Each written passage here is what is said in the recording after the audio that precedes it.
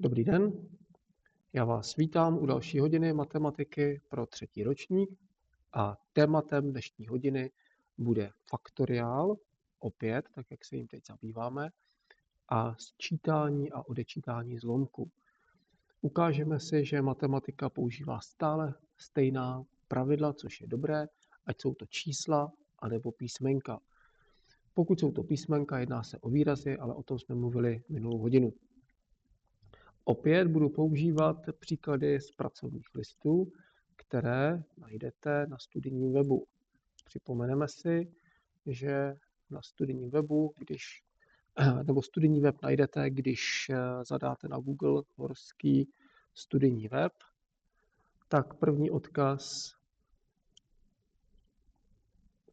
se dostanete tam, kde jsou pracovní listy a tématem jsou výrazy s faktoriálem. V sešitě bude tradičně zodpovědně datum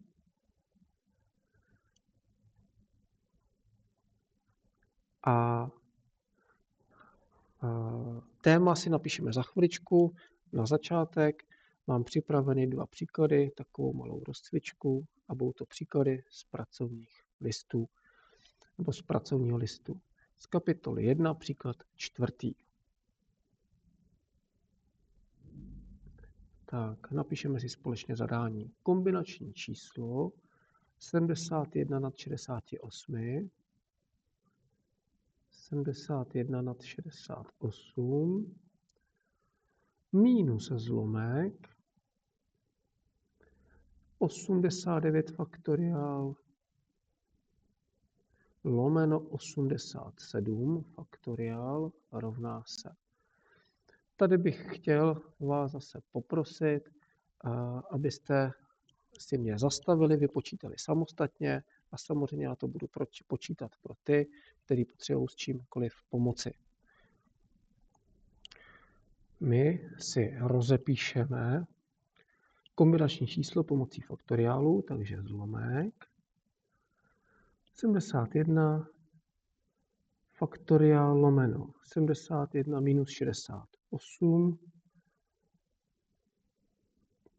v závorce faktoriál 68 faktoriál konec zlomku minus a protože už máme zkušenosti a víme, že začneme rozepisovat větší číslo 89 krát 88 krát 87 zastavím faktoriál na úroveň toho nejmenšího a toto se vykrátilo, to jsme chtěli. Tak v té závorce 71 minus 68 je 3. 3 faktoriál budu počítat potom a v tuhle chvíli opět budu rozepisovat 71 na úroveň té 68.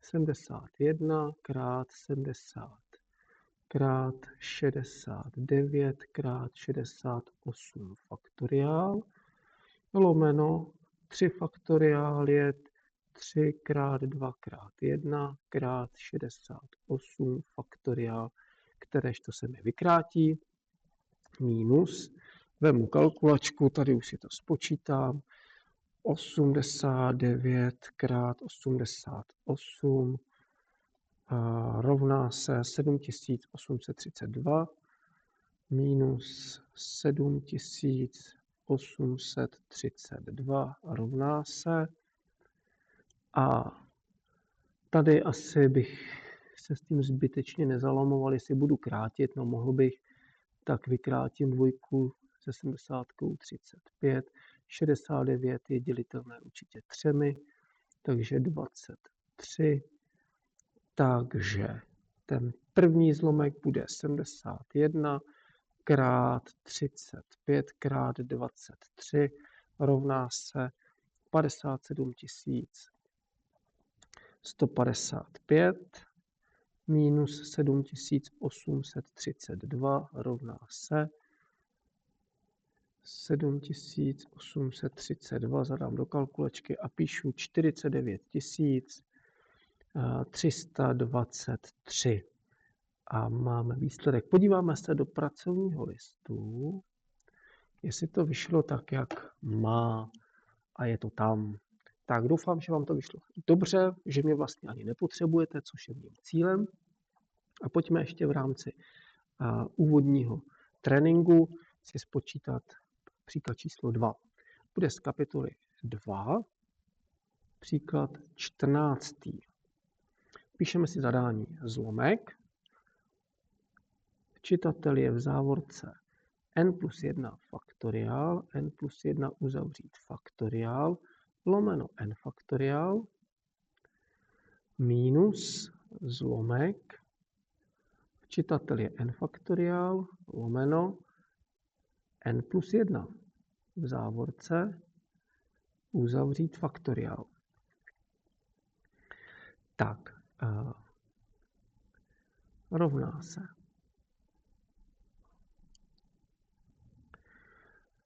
Opět podíváme se na to, které číslo je větší. Tady bych chtěl připomenout, je to opakování. Mým hlavním cílem je, aby byste to uměli. Zastavte si to, počítejte sami.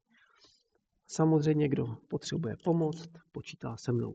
n+1 je větší. Dosadím si moji oblíbenou 20, takže nahoře je 21, dole je 20. n+1 je větší, rozepisujeme.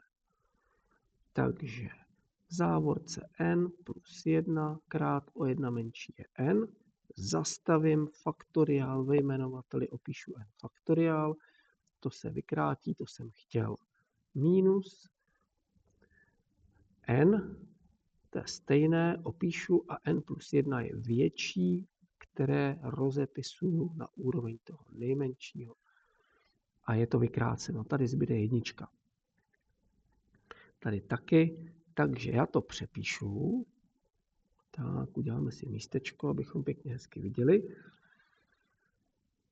Zbylo mi tady n+1, já tady připíšu lomeno 1. Běžně bych to nedělal, ale protože dál bude zlomek, tak je to pro mě přehlednější. Takže 1 lomeno n+1. Mám tu dva zlomky a co s nimi uděláme? No dáme na společného jmenovatele, což je i trošku záměr k tomu, kam bude směřovat cíl dnešní hodiny. Společný jmenovatel obou dvou zlomků je n+1. Prvnímu zlomku chybí n+1, takže opíšeme n+1 do závorky, protože tady je schovaná závorka, která běžně není vidět, ale my o ní musíme vědět, krát.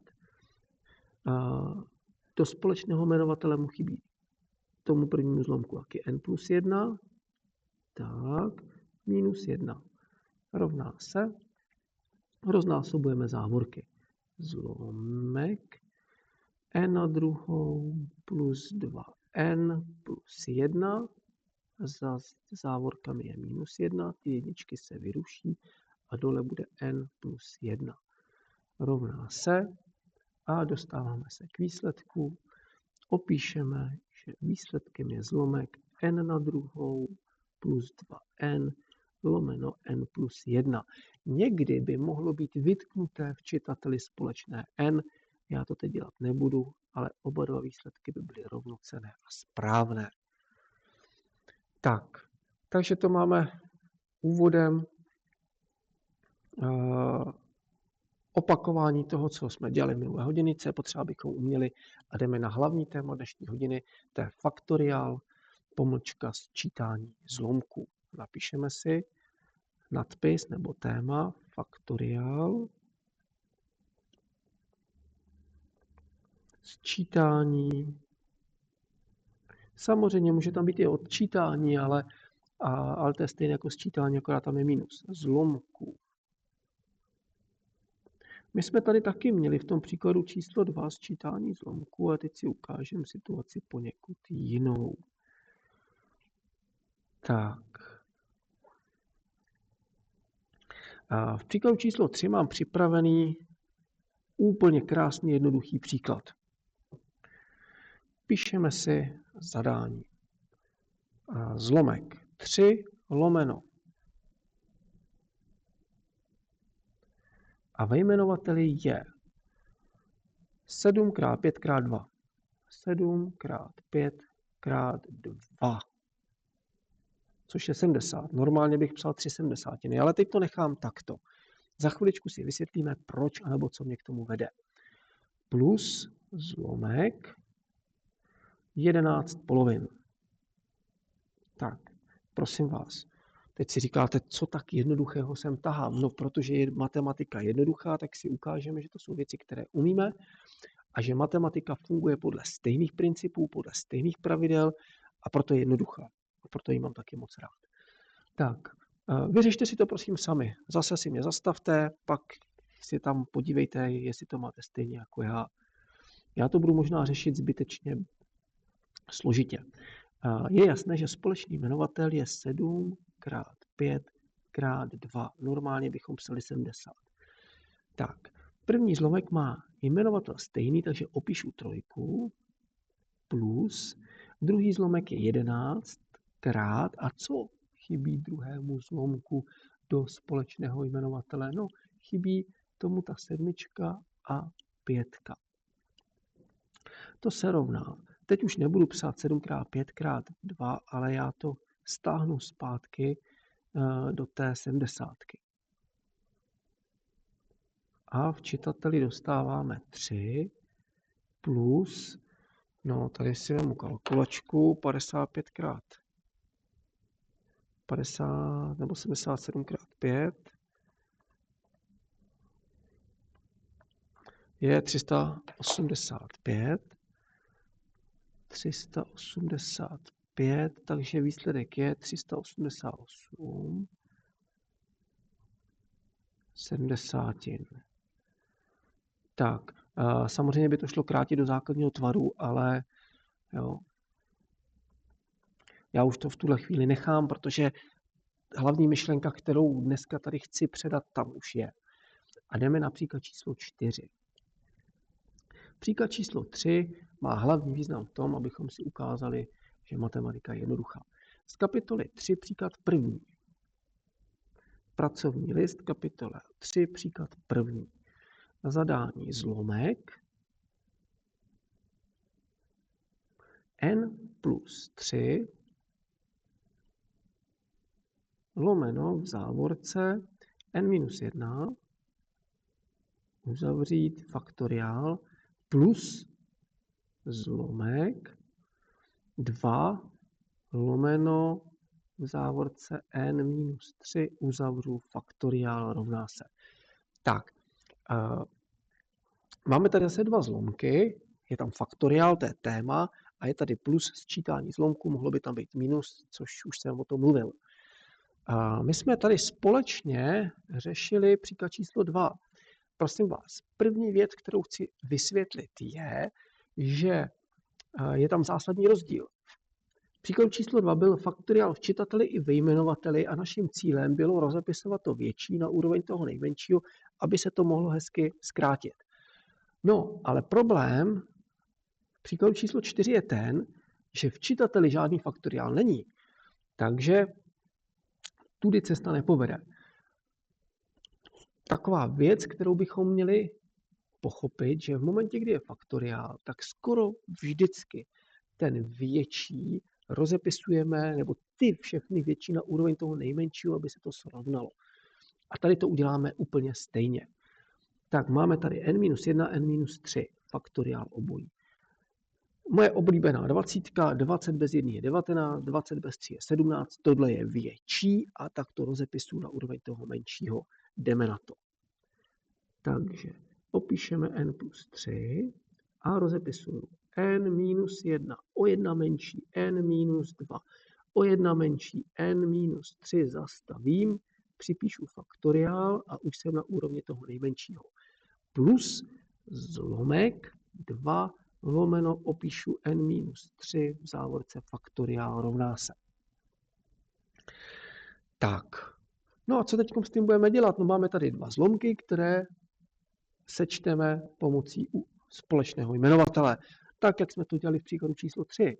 Všimněte si, že to je jako když tady je 7 krát 5 krát 2 plus zlomek vyjmenovaný 2. Na první pohled je vidět, jak matematika je jednoduchá. Společným jmenovatelem obou dvou zlomků je závorka n-1 krát závorka n-2 krát závorka n-3 faktoriál. Tak, faktoriál napíšu ještě jednou, ať je tam ta tečka hezky. No a první zlomek.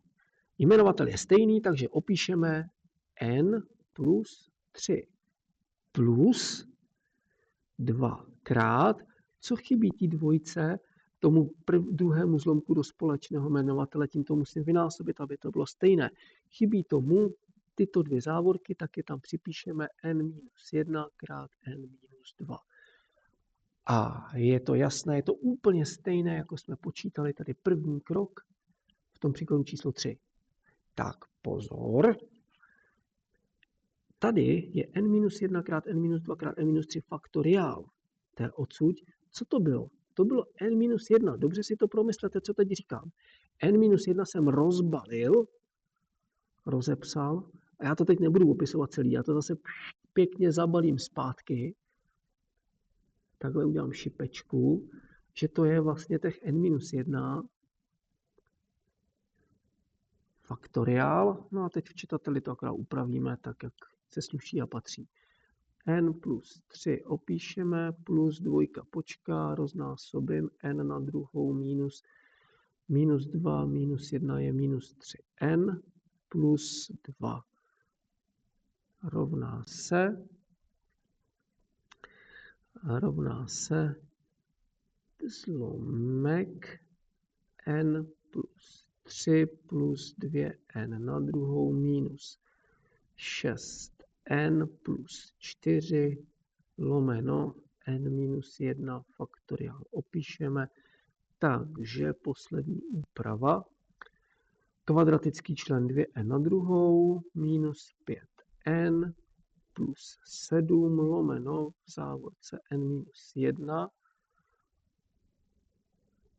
faktoriál. Podíváme se do výsledku v pracovním listu a je to dobře. Tak mám radost, že se mi to povedlo bez chyby. A tak. Pokud bych některé věci šel moc rychle, tak si klidně se vraťte, zastavte si mě. To, co bych chtěl, a tohle je vlastně hlavní myšlenka dnešní hodiny, nic těžkého, že sčítat zlomky s čísly v příkladu 3 umíme a úplně stejně to funguje s výrazy. Druhá věc, kterou jsme použili, je taky věc, kterou umíme, která je jasná, že větší faktoriál rozepisujeme na úroveň toho nejmenšího, pak se s nimi dá pracovat na společný jmenovatel a obyčejná úprava, výsledek je na světě.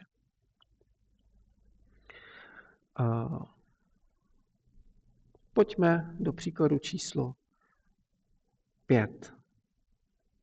Teď už to bude jednoduché procvičování z kapitoly 3, příklad 2. Tak, v tuhle chvíli už to umíte, takže po zadání pojďme si ho napsat. Zlomek 1 lomeno v závorce n plus 1 uzavřít faktoriál minus zlomek 2n lomeno v závorce n plus 3 uzavřít faktoriál rovná se. Sečtěte, respektive odečtěte tyto dva zlomky. Prosím, děláte to pro sebe, zastavte si to, vyřešte to sami. Máte vzorový příklad číslo 4 a já samozřejmě to budu řešit tak, abyste měli případnou zpětnou vazbu anebo prostor pro analýzu chyb. Tak, 21, 23. Aha, toto je větší, takže toto budu rozepisovat.